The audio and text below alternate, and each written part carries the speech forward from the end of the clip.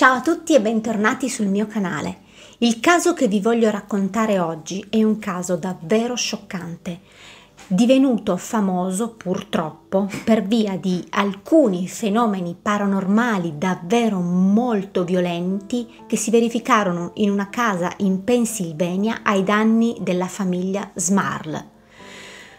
Questi eventi paranormali vennero causati dalla ferocia di alcuni demoni che perseguitarono questa famiglia per oltre 15 anni. Pensate che questo caso fu talmente sconvolgente che lo scrittore Robert Curran lo riportò in uno dei suoi libri, The Haunted, scritto insieme ai coniugi Small e ai famosissimi coniugi Warren, e da questo stesso libro venne tratto un film che ripercorre tutte le tappe di questa famiglia, chiamato La Casa delle Anime Perdute. Ogni settimana su questo canale parleremo di tutti i casi che mi hanno più colpito, saranno casi di paranormale, cronaca nera, o comunque tutti quei casi avvolti nel mistero, ma adesso iniziamo subito con la storia della famiglia Small.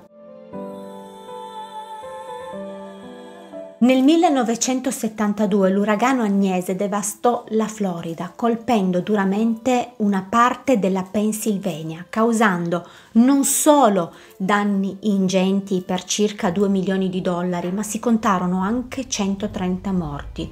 Fu talmente devastante che per quasi 7 anni è stato considerato l'uragano che ha portato più danni in assoluto, superando addirittura l'uragano Betsy di categoria 4, ma perse questo record nel 1979, quando un altro uragano fu considerato il più forte in assoluto ed era l'uragano Frederick. A causa di questa terribile situazione provocata dall'uragano Agnese, la famiglia Small, che era composta dai coniugi Jack, Janet e le loro 2 figlie Dawn ed Heather, che vivevano proprio in Pennsylvania, nell'area che era rimasta più devastata, sono costretti ad abbandonare la loro casa, che si trovava in Wilkes-Barre. Nel 1973 i genitori Jack, John e Mary Small, decidono di acquistare una casa ad ovest della Pennsylvania, a West Pittston.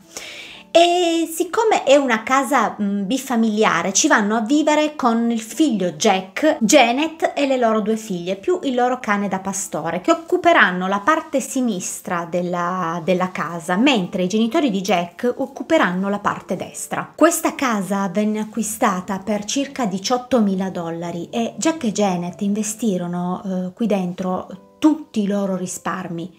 Arrivarono a fare anche loro dei lavori in casa pur di risparmiare qualche soldo. Jack e Janet si erano conosciuti da ragazzi, praticamente erano cresciuti insieme nella stessa zona, ed entrambi erano cresciuti in famiglie molto cattoliche, per cui non ebbero problemi a condividere questa villetta, anche perché comunque era una bifamiliare e ognuno di loro aveva la sua entrata separata e avevano comunque la loro privacy. La famiglia Small era estremamente cattolica e praticante, e quindi la domenica era prassi andare in chiesa tutti insieme per ascoltare la messa.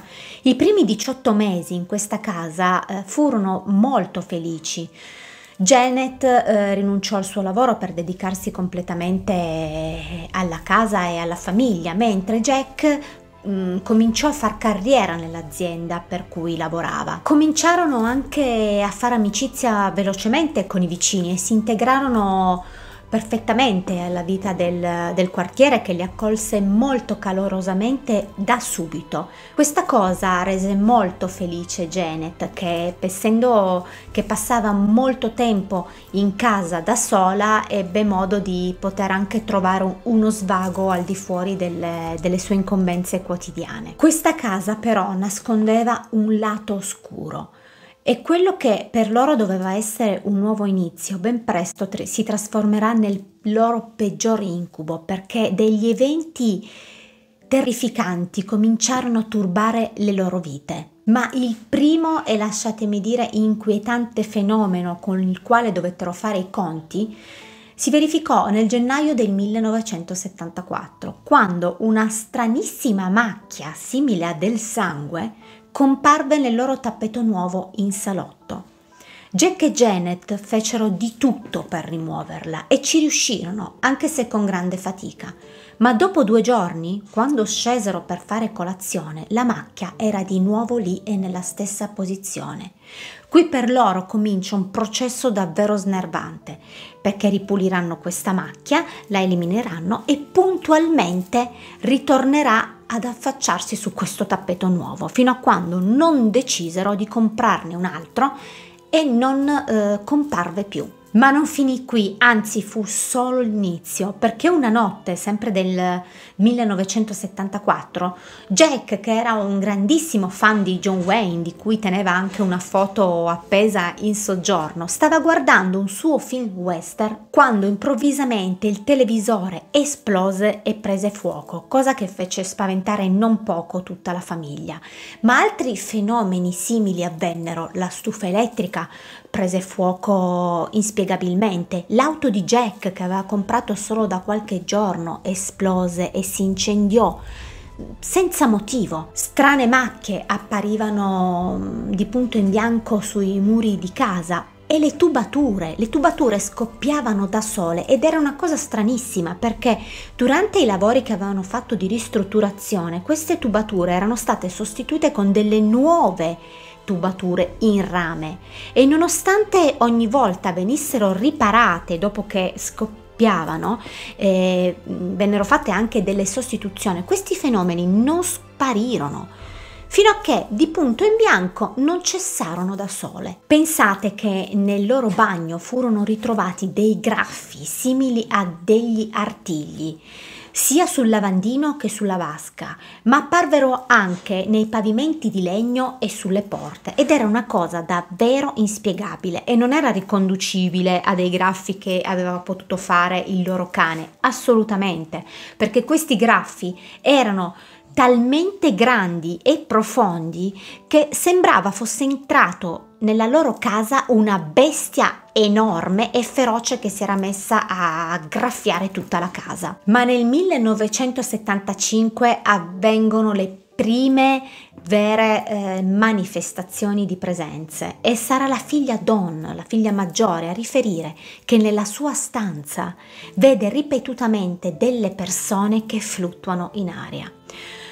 Tutta questa serie di eventi fa cominciare a pensare che la loro casa sia davvero infestata da qualche anima. Ma nel 1977 la famiglia Smurl si allarga, perché nascono le gemelle Shanine e Karin. E non pensate che gli eventi si siano attenuati o che siano spariti, perché anzi continuarono incessantemente, e dai racconti che fecero accaddero delle cose davvero da brividi. La notte lo sciacquone del water si azionava da solo, si sentivano continuamente passi sulle scale, i cassetti dei comò si aprivano e si chiudevano da soli, e le sedie che erano in veranda scricchiolavano e oscillavano come se qualcuno vi fosse seduto sopra. Ma la cosa che a me ha fatto più inquietudine è stata che la radio suonava da sola anche se era spenta e con la spina staccata, o quando il tostapane una mattina a colazione prese fuoco inspiegabilmente anche con la spina staccata. Questa famiglia venne turbata da questi eventi per molti anni, e vi starete chiedendo: ma come mai non fecero i bagagli e non si trasferirono da un'altra parte? La risposta è semplice: non potevano, perché tutti i loro risparmi li avevano investiti in quella casa e non c'era modo di potersi trasferire da un'altra parte, perché le loro finanze non glielo avrebbero permesso. Ma c'era anche un altro problema: la salute fisica della mamma di Jack, che era cardiopatica, e pensavano che un altro trasloco per lei poteva essere troppo faticoso e comprometterne la sua salute. Janet chiederà a Jack diverse volte di andare via da quella casa, ma invano purtroppo, e questa cosa li porterà anche ad avere delle liti. Questa famiglia provata e allo stremo delle loro forze sia fisiche che psichiche decide quindi di continuare a convivere con questi fenomeni, che comunque non era successo niente di così grave da dover scappare via di punto in bianco, quindi decidono di rimanere in quella casa. Pensate che questi eventi all'inizio non verranno avvertiti dai genitori di Jack, che vi ricordo che abitano proprio a fianco a loro perché è una casa bifamiliare. Passano gli anni, ma nel 1985 la situazione precipita, perché dai racconti che fece la famiglia Small parlò di esperienze davvero spaventose. La temperatura in casa era sempre bassissima. E pensate che un giorno John e Mary sentirono provenire dall'appartamento di Jack delle parole davvero oscene e pensavano che queste parole le avesse pronunciate proprio Janet ai danni di Mary, e questa cosa le portò a non parlarsi per un po' di tempo, perché Mary credeva che quelle parole le avesse dette lei. Ma nel mese di febbraio avvenne qualcosa di davvero spaventoso, perché mentre Janet si trova nello scantinato per fare il bucato, sente qualcuno chiamarla dal piano di sopra. E nonostante sapesse che in casa non vi era nessuno, decide di salire per controllare chi è che la stava chiamando, e qui si troverà davanti ad una situazione che la terrorizzerà e la pietrificherà sul posto, perché gli si materializzerà davanti un'ombra tutta nera con sembianze umane. Pensate che quest'ombra attraversò la cucina e scomparve nel muro che dava nell'appartamento dei genitori di Jack, comparendo così anche a Mary. E fu così che i suoceri credettero a Janet. Quel giorno Janet, quando loro avevano sentito quelle parole, non le aveva mentito. Quel giorno capirono che c'era veramente qualcosa di sinistro in quella casa che stava minacciando la loro vita. Da quel momento le attività paranormali in quella casa aumentarono di intensità, di gravità soprattutto. Pensate che una sera, mentre erano seduti al tavolo, il grosso ventilatore del soffitto cadde e andò quasi a finire su Shanine, e per poco non la uccise. Quella stessa sera la ragazzina di 13 anni doveva prendere la sua cresima. Un altro sconvolgente evento avvenne una notte, quando Jack e Janet erano nel loro letto che stavano dormendo. Janet all'improvviso si sentì tirare fuori dal letto e venne portata sulle scale, dove da qui cadde. Ma nonostante le urla di Janet, Jack, quando si svegliò, si rese conto che una forza oscura lo stava trattenendo sul letto e non riuscì a muoversi per poter aiutare la moglie in pericolo. Pensate che anche il loro cane, il loro pastore, venne più volte preso, tirato su e fatto cadere più volte per terra. A questo punto Janet, davvero disperata, chiede l'aiuto del parroco della loro cittadina. Questo prete si presenterà a casa loro per una benedizione, ma quando salirà al piano di sopra verrà aggredito da una forza oscura maligna. Questa cosa lo spaventerà tantissimo e per via di questo non metterà mai più piede in quella casa, nonostante Janet lo supplicherà diverse volte di aiutarli e di non abbandonarli. Questa famiglia era davvero sull'orlo di una crisi di nervi e temevano ormai anche per le loro stesse vite. Loro pensavano che comunque prima o poi tutto sarebbe finito, ma non fu così, perché ogni volta questi fenomeni si presentavano più violenti di prima. Ma una svolta arriva nel gennaio del 1986, quando una vicina di casa degli Small dice a Janet che ha sentito parlare di due famosi demonologi e ricercatori del paranormale, Ed e Lorraine Warren, e guarda caso in quel periodo si trovavano proprio nella loro cittadina per una conferenza. Janet è molto scettica in merito a queste persone, però decide lo stesso di contattarli perché ha la speranza che queste due persone possano davvero aiutarli. I Warren, ascoltando tutta la storia che Janet gli aveva raccontato, decidono di accogliere il grido di questa donna, il grido di aiuto di questa donna, e si recheranno immediatamente a casa Smurl e cominceranno qui le loro indagini. Per prima cosa verranno poste alla famiglia delle domande, tipo che religione praticassero, se erano una famiglia felice, se si erano mai occupati di occultismo, di satanismo, se avessero mai utilizzato una tavola Ouija o comunque un qualsiasi cosa che avesse potuto far palesare queste presenze all'interno di questa casa.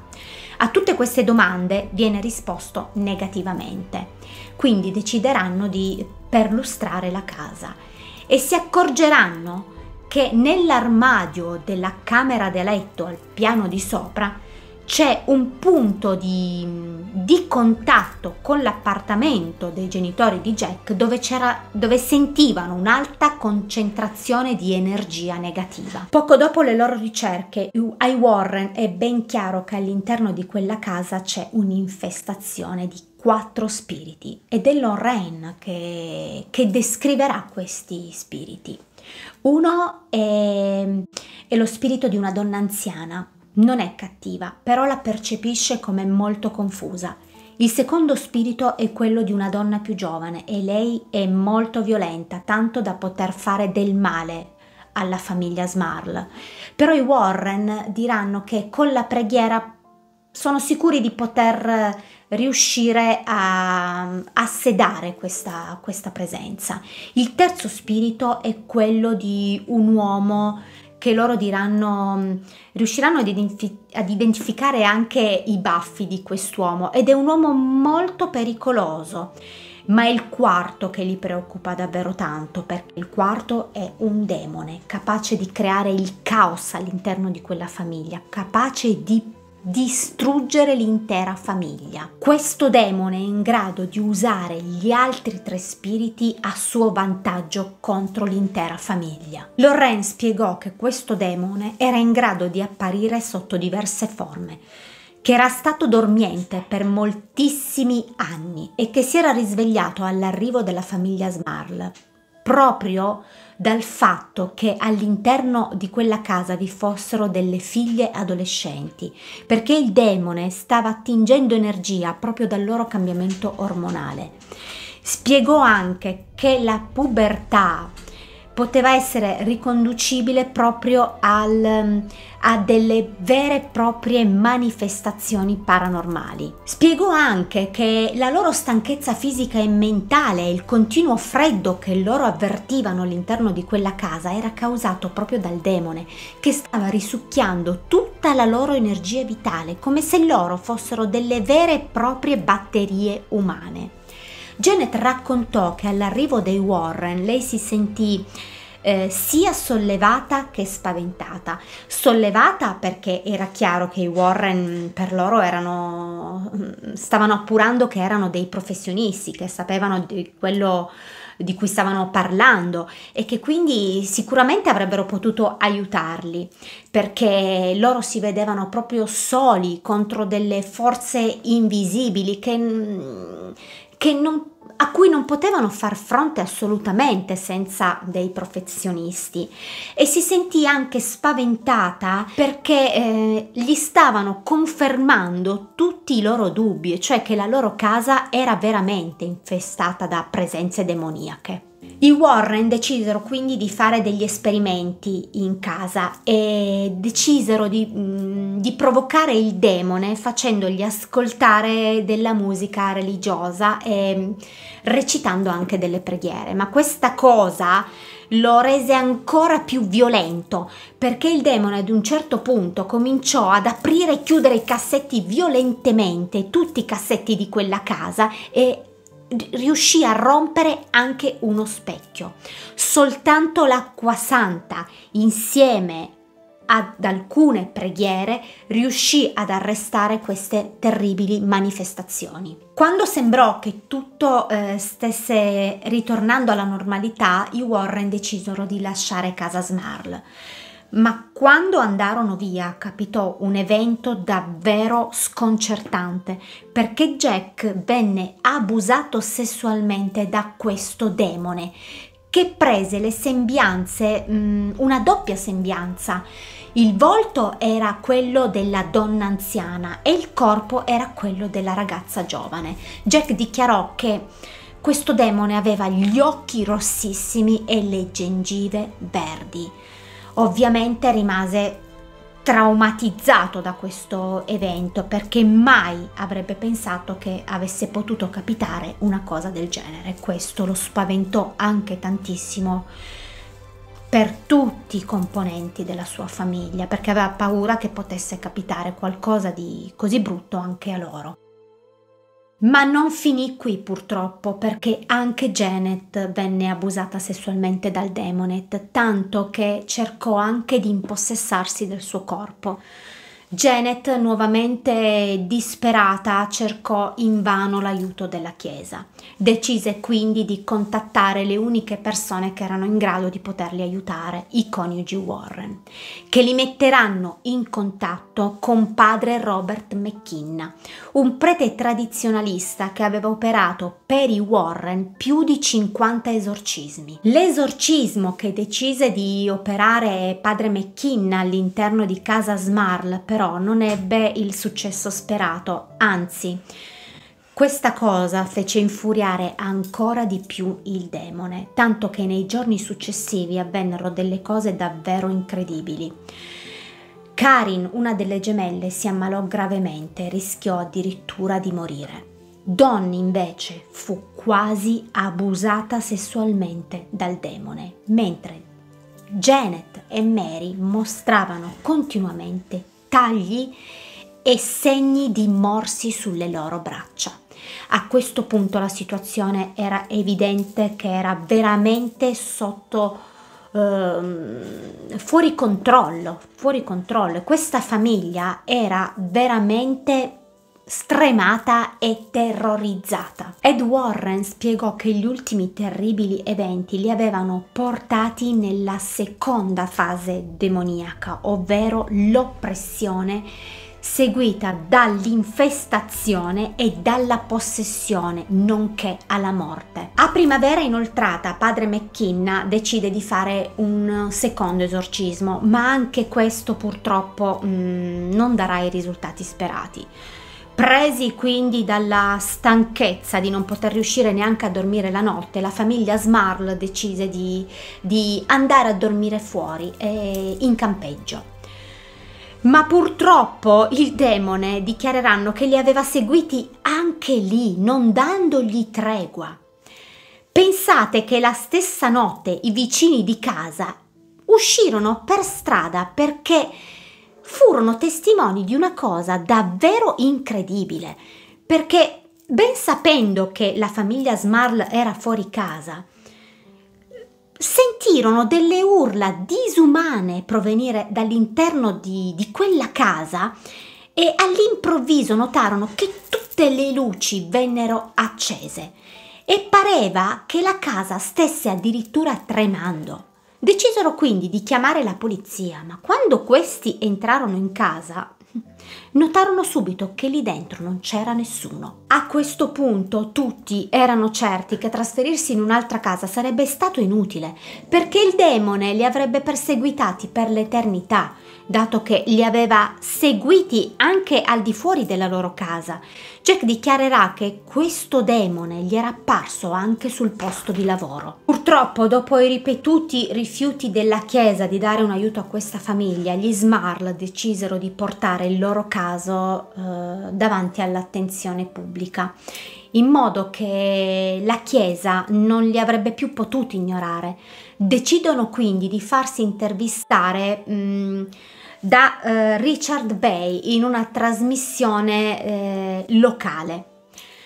La paura di essere ridicolizzati non superava la voglia di ricevere dell'aiuto. Ma subito dopo questa intervista, purtroppo, la situazione diventa ingestibile, perché la casa si trasforma in un'attrazione turistica per la stampa, che era diventata pressante nei loro confronti, per gli scettici e per i curiosi, e non mancarono purtroppo anche le prese in giro da parte dei compagni di scuola ai danni delle loro figlie. Molte di queste persone, tra cui anche i loro vicini, non credevano agli Smarl.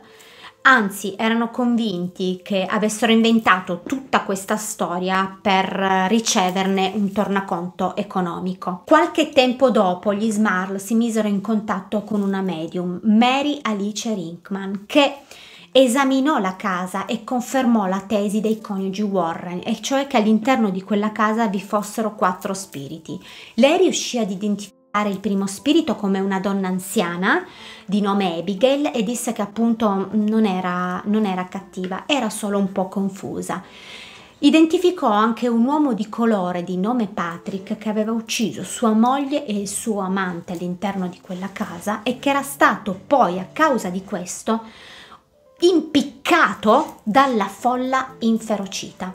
Non riuscì ad identificare il terzo spirito, ma identificò benissimo il quarto, dicendo che era un demone molto potente. Dopo aver portato il caso ai media, la diocesi di Scranton decise di effettuare delle ricerche all'interno di casa Smarl, ma nel frattempo i coniugi Warren avevano progettato un grosso esorcismo con molti preti e anche con diversi gruppi di preghiera, e si recarono tutti a casa Smarl per dare un conforto a questa famiglia così disperata e per cercare, con l'aiuto della preghiera di gruppo, di schiacciare via queste entità maligne. Padre McKenna, anche a causa della pressante richiesta della stampa, decise di compiere un terzo esorcismo in quella casa.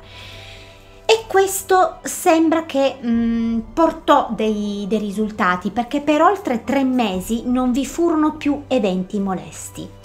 Ma subito dopo il Natale del 1986, Jack vedrà nuovamente in casa quell'ombra nera e di nuovo sentì i colpi alle pareti. Preso dallo sconforto, prese il rosario e l'acqua santa e pregò tantissimo che quello poteva essere magari solo un fatto isolato dagli altri, ma non fu così. Tornarono i colpi, gli odori nauseanti, tornarono di nuovo i violenti atti di aggressione ai danni di tutta la famiglia. Presi dalla stanchezza e dallo sconforto, nel 1987 la famiglia Smarl decise di vendere la casa e di trasferirsi in un altro posto. Ma sembra che questi demoni li abbiano seguiti anche all'interno della loro nuova abitazione. Dopo la partenza della famiglia Smarl nel 1988, Deborah Owens si trasferì in quella casa e dichiarerà alla stampa che lei non fu mai testimone di eventi paranormali all'interno di questa. Sempre nel 1988 la Chiesa decise di compiere un ultimo esorcismo proprio sulla famiglia Smarl, e questo fu finalmente l'esorcismo che liberò la famiglia da queste entità demoniache. Amici, siamo arrivati al termine di questa storia. Questo fu un caso di infestazione molto famoso in America e È uno dei primi casi in cui leggo che questi demoni si attaccano così alla famiglia, tanto da seguirli anche in altre abitazioni. Ovviamente, come dico sempre, non possiamo essere certi della verità, quindi sta a noi decidere se crederci oppure no. Io, nonostante creda molto nel paranormale, rimango però scettica su alcuni avvenimenti. L'unica cosa che posso dire è che io così tanti anni in quella casa non li avrei passati, però cerco di mettermi anche nei panni di questa famiglia. Avevano tantissimi problemi economici, vi ricordo che avevano investito tutti i loro risparmi all'interno di quella casa, e poi c'era il problema della mamma che era cardiopatica, che non si sentiva proprio di effettuare un altro trasloco, quindi cerco anche di capire la loro situazione. In tutti i casi che abbiamo visto possiamo capire quanto queste presenze anche così violente, questi poltergeist, riescano a prendere energia proprio dagli adolescenti, dal loro cambiamento ormonale. Amici, grazie per avermi seguito fino alla fine. Se questo video vi è piaciuto, mettetemi un like, vi ricordo di iscrivervi al canale e di attivare la campanellina per rimanere sempre aggiornati sui miei prossimi video. Io vi mando un bacio grande e ci vediamo venerdì con il prossimo caso. Ciao amici!